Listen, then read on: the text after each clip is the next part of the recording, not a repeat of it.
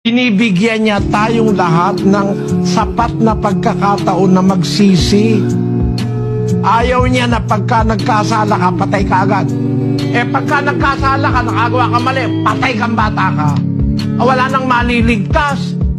Wala nang pwedeng maging dapat. 133 ng awit.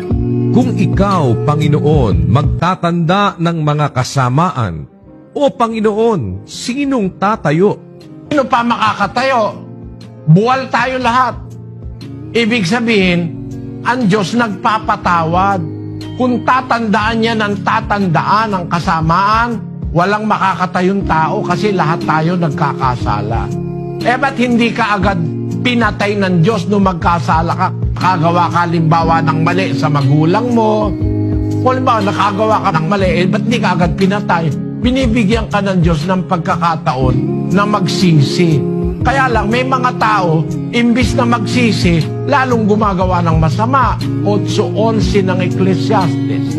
Sapagkat ang hatol laban sa masamang gawa ay hindi isinasagawa agad, kaya't ang puso ng mga anak ng mga tao ay lubos na nangalalagak sa paggawa ng kasamaan. Ngayon, kasi hindi agad sinasagawa ang hatol laban sa masamang gawa.